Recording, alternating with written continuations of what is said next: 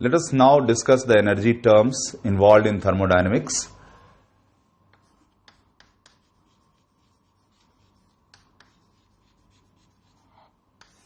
The first term I am going to discuss is internal energy.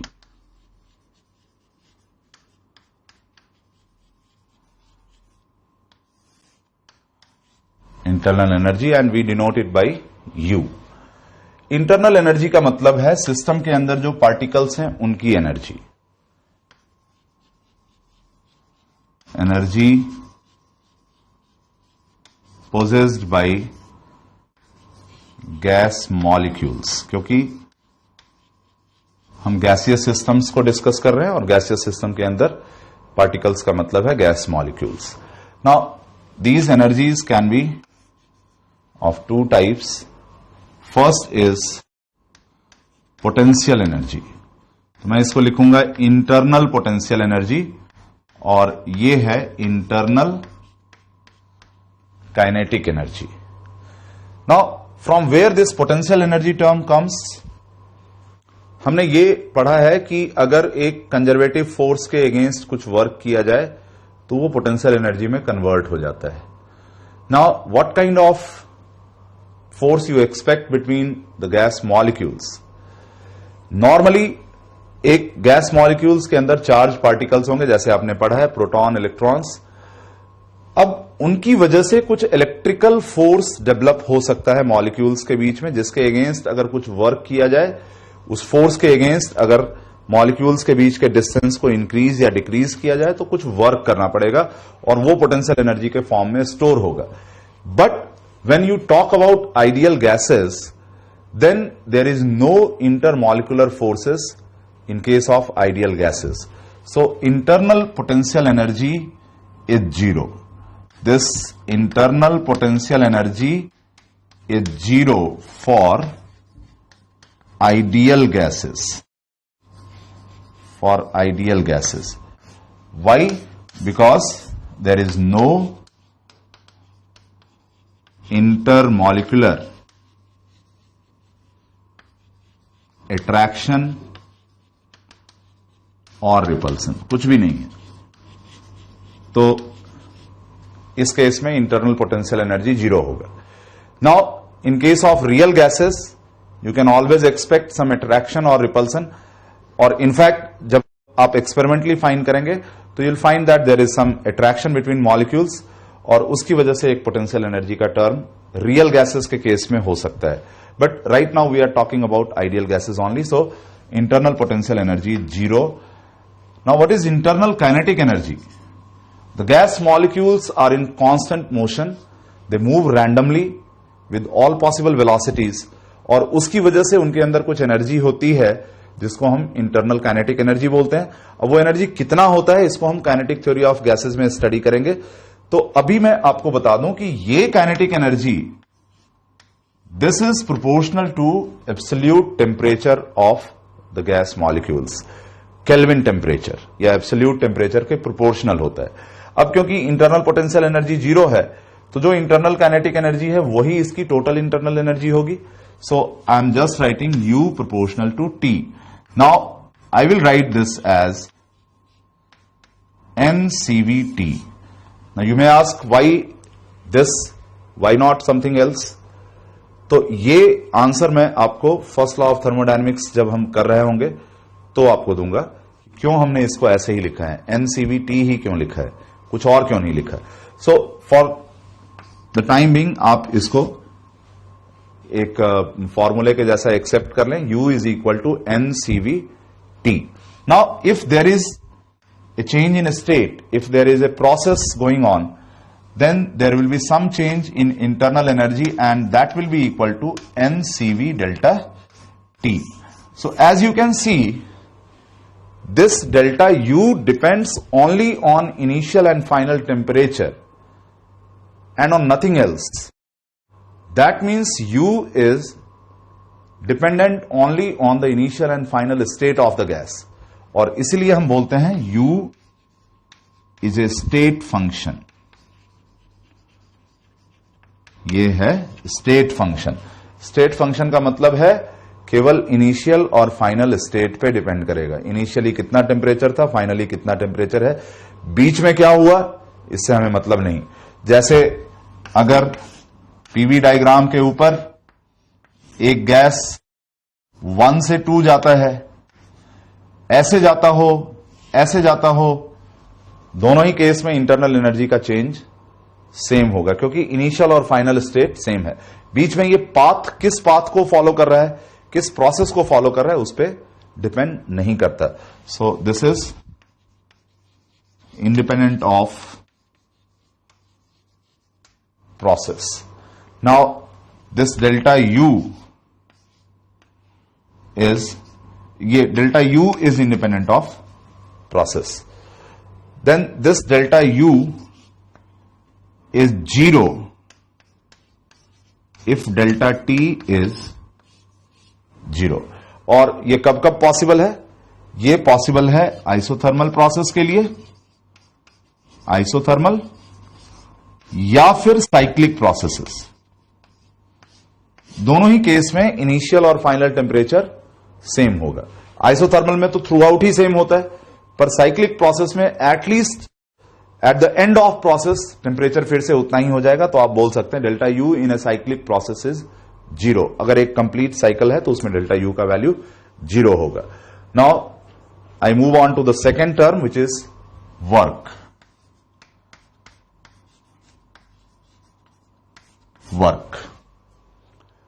Work में दो तरह का वर्क हो सकता है इन केस ऑफ गैसेस। पहला तो होगा इंटरनल वर्क, अगर मॉलिक्यूल्स के बीच में अट्रैक्शन या रिपल्सन हो तो। जैसे अगर मॉलिक्यूल्स के बीच में अट्रैक्शन है, अगर आपने वॉल्यूम इंक्रीज किया तो ऑन एन एवरेज मॉलिक्यूल्स के बीच का सेपरेशन इंक्रीज होगा। उस केस में आपको कुछ वर्क करना पड़ेगा अगेंस्ट द मॉलिक्यूलर अट्रैक्शन। लेकिन आइडियल गैसेस के केस में मैंने आपको बताया that there is no change, there is no intermolecular attraction और repulsion, therefore there is no internal work. So internal work is 0 for ideal gases, and right now we are concerned about ideal gases only. अब इसके अलावा देखो एक external work भी होगा। External work का मतलब है सिस्टम की बाउंड्री को मूव करने में कितना वर्क करना पड़ेगा। जैसे एक सिलेंडर के अंदर पिस्टन लगाया हमने, एक गैस डाला हुआ इसमें, and we are allowing the gas to expand. और सपोज ये यहां से एक्सपैंड करके यहां पे आ गया, and let's say this distance is dx, और सिलेंडर का क्रॉस सेक्शन ये A है, गैस अंदर से प्रेशर P लगा रहा है, तो ये इस पिस्टन के ऊपर कितना वर्क कर रहा है? Gas work done by the gas, work done by the gas. और यही एक्सटर्नल वर्क है, क्योंकि ये सिस्टम बाउंड्री को शिफ्ट करने के लिए यूज हो रहा है। W external is equal to F dx, और स्मॉल वर्क हो तो D लगा दो, और अगर टोटल निकालना हो तो इंटीग्रेशन करना होगा, इंटीग्रेशन F dx। अब मैं इस F को क्या लिखूंगा? This will be P into A dx, and this can be written as P dv integration. So the formula for external work is integration PdV. Now, since for different processes pressure may vary differently, तो इसलिए अलग अलग process के लिए work done अलग अलग होगा, क्योंकि प्रेशर का वेरिएशन वॉल्यूम के साथ किस तरह से होगा इस पर डिपेंड करेगा कि वर्क कितना होगा। फॉर एग्जाम्पल, अगर सपोज P का वैल्यू कांस्टेंट रहता है, आइसोबारिक प्रोसेस है, तो फिर उस केस में P को आप बाहर निकाल लेंगे तो वर्क डन सिंपली हो जाएगा P इंटू डेल्टा V। और ऐसे ही आइसोथर्मल प्रोसेस के लिए कुछ और रिलेशन होगा, तो हम वो सारे प्रोसेसेस के लिए वर्क डन फाइंड कर सकते हैं। अगर आप ग्राफ यूज कर रहे हैं तो ग्राफ के ऊपर इंटीग्रेशन का मतलब होता है एरिया फाइंड करना। So PDV integration is area under PV graph. तो हम दोनों तरीके से, मैथमेटिकली भी ग्राफिकली भी वर्क डन फाइंड कर सकते हैं, क्योंकि दोनों ही तरीके से आपसे क्वेश्चंस पूछे जाते हैं।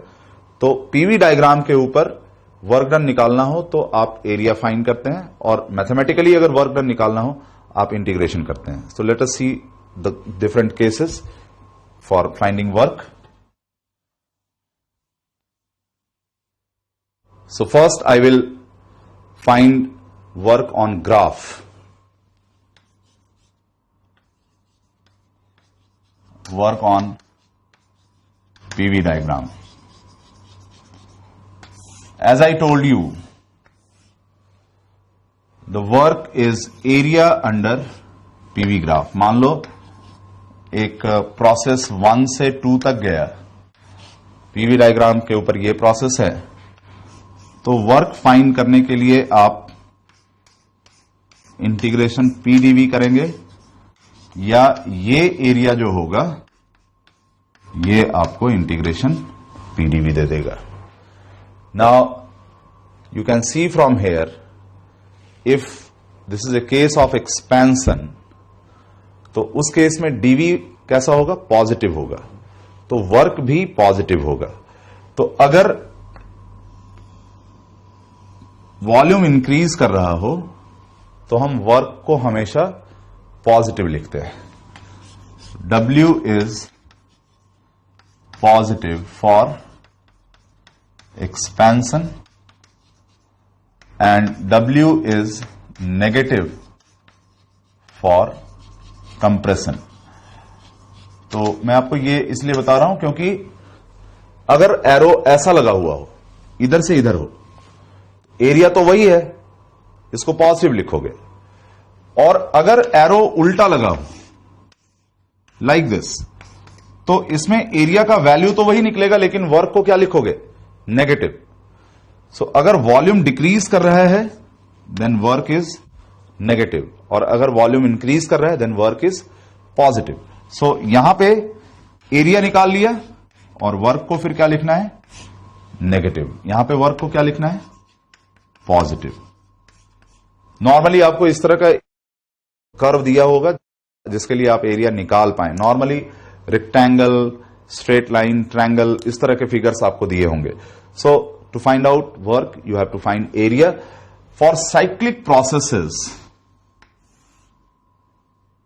How do we find work? Let's say this is an example of cyclic process. ऐसे सपोज मैं सिंपल सा ऐसा साइक्लिक प्रोसेस ले रहा हूं, पहले बॉडी 1 से 2 गया और फिर वापस 2 से 1 आ गया। तो आपसे मैं पूछूं इसमें कितना वर्क होगा, तो इसको मैं 2 पार्ट में ब्रेक कर दूंगा। 1 से 2 it's a case of expansion. So let's say this area is A1, तो वर्क हो जाएगा plus A1 because this is a case of expansion. Now from 2 to 1, so you will take this area, right? Let's say this area is A2 up to this, नीचे तक ये area क्या है? ये area A2 है। तो इसमें compression हो रहा है, so work will be -A2 and therefore net work, आप इन दोनों को ऐड करें साइन के साथ, so this will be minus of A2 minus A1. Now what is A2 minus A1 on this graph? ये वाला एरिया है जो ये बीच में इंक्लूडेड एरिया है, this is A2 minus A1। तो इसका मतलब है साइक्लिक प्रोसेस के केस में work done is simply the area enclosed by the cycle. W is area enclosed by the cycle। और अगर पीवी डायग्राम पे ये एंटी क्लॉक प्रोसेस है तो हमेशा वर्क नेगेटिव होगा, क्योंकि इस केस में कंप्रेशन का वर्क ज्यादा होगा, एक्सपेंशन का वर्क कम होगा। और अगर ये क्लॉकवाइज प्रोसेस है तो इस केस में एक्सपेंशन का वर्क ज्यादा है और कंप्रेशन का वर्क कम है, तो ओवरऑल एरिया इसका पॉजिटिव हो जाएगा, this will B positive. If this is clockwise, overall work will be positive. तो यहां पे और यहां पे वर्क क्या हो जाएगा, दिस विल बी नेगेटिव, अगर ये एंटी क्लॉक है तो। आपको कई बार पीवी की जगह पे वीपी डायग्राम दे दिया जाता है, वहां पे आपको थोड़ा सोच करके आंसर करना है, because even in that case you have to find area, but then you have to project that on V axis. इधर P है, ये V है, तो इस केस में ना आपको एरिया इधर वाला निकालना है, ये। तो अगर यहां पर एंटी क्लॉक होगा ग्राफ, तो एक्सपेंशन में ज्यादा वर्क करना होगा और कंप्रेशन में कम वर्क करना होगा। तो एंटी क्लॉक का वर्क पॉजिटिव हो जाएगा और क्लॉकवाइज का वर्क नेगेटिव हो जाएगा। तो ये सारी चीजें आपको याद रखना है। कुछ क्विक क्वेश्चंस आपके ऊपर इसमें पूछा जा सकता है। For example, suppose you are required to find out of the two processes isothermal and adiabatic, in which case the work is more for expansion process. तो अगर आप एक्सपैंड कर रहे हैं गैस को, कौन सा ग्राफ है ये नीचे वाला, दिस इज एडियाबैटिक, और जो ऊपर है वो आइसोथर्मल है। So in this case work done in isothermal process is more than the work done in adiabatic process. तो आपको ग्राफ के ऊपर इस तरह के छोटे छोटे क्वेश्चंस बहुत कॉमन है, आपसे पूछा जाता है। Now I will do the calculations mathematically for different processes.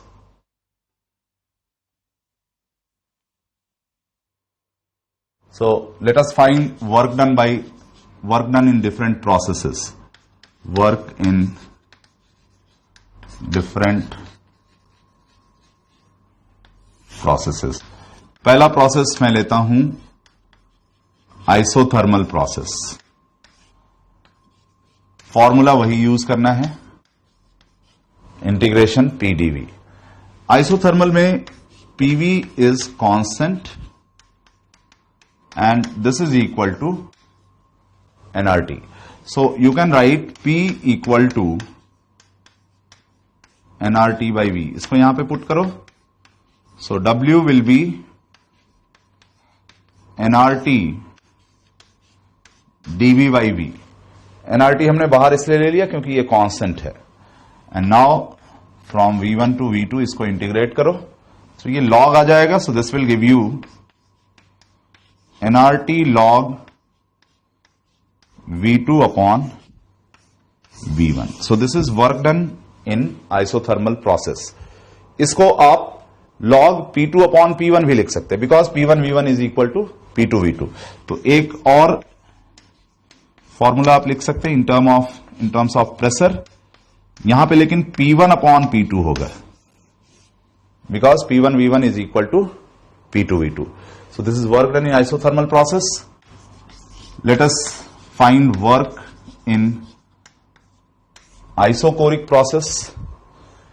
Isochloric process में जो वर्क हम कैलकुलेट करेंगे, सेम फॉर्मूला इंटीग्रेशन पीडीवी, लेकिन V कांस्टेंट है, सो देयरफॉर डीवी इसका क्या हो जाएगा, 0 हो जाएगा, and therefore work is 0. So no work is done in isochoric process, क्योंकि इसमें सिस्टम की बाउंड्री मूव ही नहीं करेगी, तो वर्क ही नहीं होगा. Third case isobaric. आइसोबारिक में P कांस्टेंट है, तो इसको सीधा इंटीग्रेशन साइन के बाहर ले लेते हैं.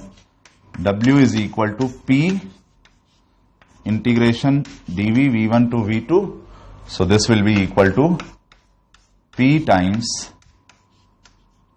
V2 माइनस V1, या इसी को आप लिखते हैं P डेल्टा V.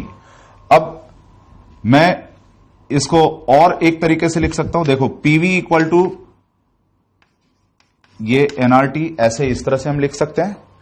तो अगर मैं इसको डिफरेंशिएट करूं, P delta V plus V delta P is equal to NR delta T, ऐसे लिख सकता हूं. अब क्योंकि आइसोबारिक प्रोसेस है तो डेल्टा P क्या हो जाएगा, 0 हो जाएगा. तो that means P delta V is also equal to NR delta T. तो इसका मतलब मुझे वर्क का एक और फॉर्मूला मिल गया, W is equal to NR delta T। तो आइसोबारिक प्रोसेस में वर्क को मैं लिख सकता हूं P डेल्टा V या मैं लिख सकता हूं NR डेल्टा T। अब एक एडियाबैटिक प्रोसेस के लिए हमको वर्क निकालना बच गया, वो हम फाइंड करते हैं। In adiabatic process I can write PV gamma equal to constant. That means P1 V1 power gamma is equal to P2 V2 power gamma equal to some constant, let's say K, and this is also equal to PV gamma. तो अब मैं work को क्या लिख सकता हूं, integration P की जगह पे क्या लिखूं, K upon V power gamma, K upon V power gamma dV। तो K को मैं बाहर निकाल लूं, V पावर गामा को लिखा जाएगा V power minus gamma plus 1 upon minus gamma plus 1, और इसमें लिमिट्स पुट करना होगा V1 to V2।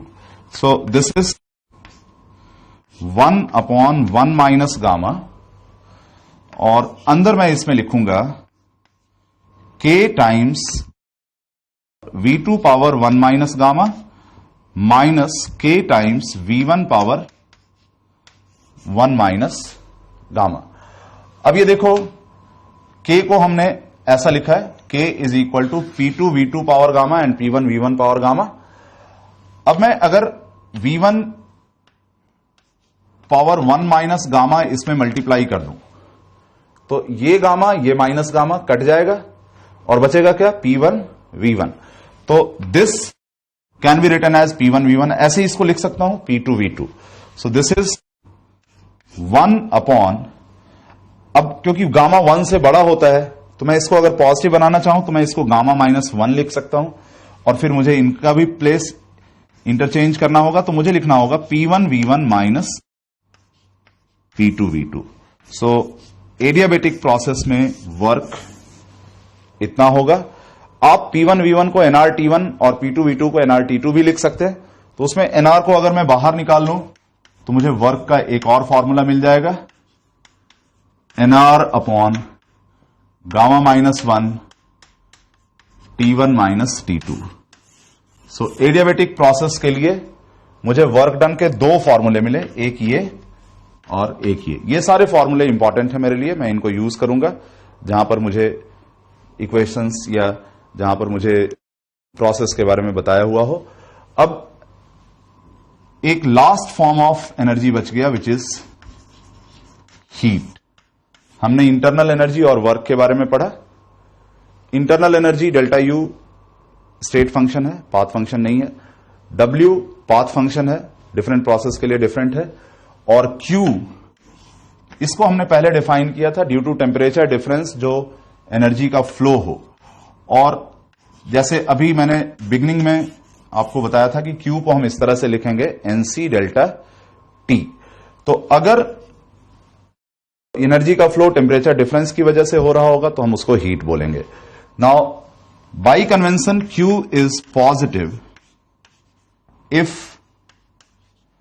Supplied to the system, if supplied to the system, and Q is negative if rejected by the system। अब हमने अभी सिर्फ इसको NC delta T के फॉर्म में लिखा है। डिफरेंट प्रोसेसेस के लिए किस तरह से C का वैल्यू चेंज होगा ये हमने अभी तक नहीं देखा। हमने तीन तरह के एनर्जी फॉर्म्स को स्टडी किया, इनका आपस का रिलेशन क्या है ये हमने अभी स्टडी नहीं किया। In the next class we will try to relate these quantities delta U, W and Q which is known as first law of thermodynamics. तो अभी तब तक आप वर्क और इंटरनल एनर्जी के चेंजेस के कैलकुलेशन के ऊपर क्वेश्चंस कर सकते हैं, and I hope you will do numericals based on these concepts, and in next class we will know about the first law of thermodynamics. Thank you.